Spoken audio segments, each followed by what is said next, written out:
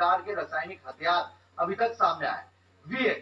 VX एक organophosphate class का compound है। वीएक्स बेहद जहरीला रासायनिक हथियार है। ये जो रसायन है ये दिखने में चिकना होता है, इंसान के तंत्रिका तंत्र पर सीधे अटैक करता है, संपर्क में आने पर दम तक घुट जाता है। वीएक्स बेहद खतरनाक कैटेगरी का रसायन माना जाता है जिसका केमिकल बम में इस्तेमाल हुआ है। दूसरा केमिकल बम जो है उसमें इस्तेमाल होने वाला रसायन है सारीन। सारीन जर्मन के वैज्ञानिकों ने 1938 में तैयार किया था। बेहद विषैला रसायन है सारीन। इसकी एक बूंद भी इंसान की जान पर खतरा पैदा कर देती है।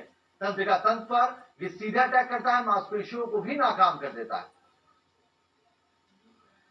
तो ये तमाम कैटेगरी है जो हमने आपको बताई किस तरह से केमिकल बम बनाने में इस्तेमाल होते हैं। लेकिन सीडब्ल्यूसी यानी कि केमिकल वेपन कन्वेंशन के मुताबिक दुनिया के कई देशों ने अभी भी केमिकल हथियारों का जखीरा जमा कर रखा है। दलील ये दी जाती है कि उन्होंने शांतिपूर्ण कार्यक्रम के लिए इन रसायनों को सुरक्षित रखा है। आइए जरा नजर डालते हैं आखिर वो कौन से देश हैं जिनके पास अभी भी केमिकल हथियार मौजूद है।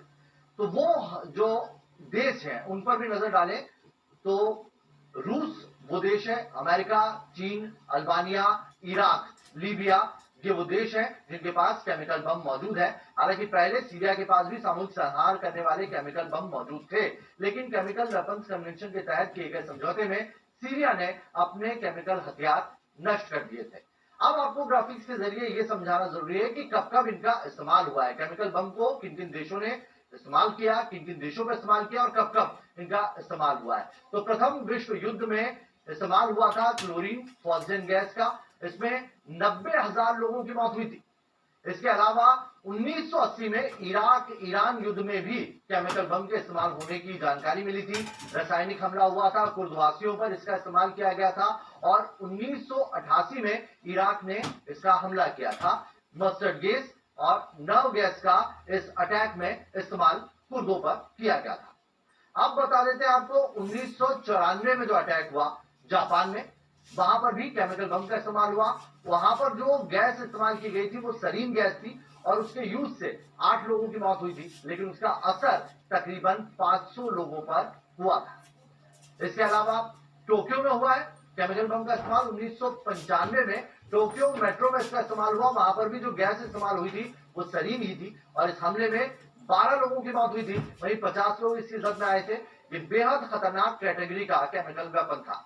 अप्रैल 2017 की बात करें तो सीरिया में इस वेपन का इस्तेमाल किया गया और इसमें करीब 80 लोगों की जानें गई थी। यही नहीं, मरने वालों में ज्यादातर बच्चे थे। यूएनएससी में पश्चिमी देशों ने इसकी कड़ी निंदा की।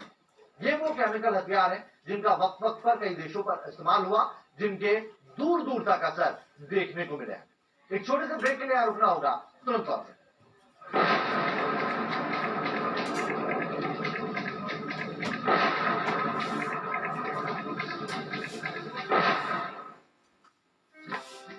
अब नो सिंगल सीधा 600।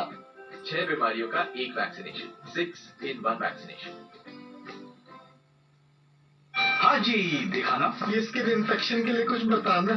ओहो, आम साबुन, ऐसा वैसा तेल हो गया।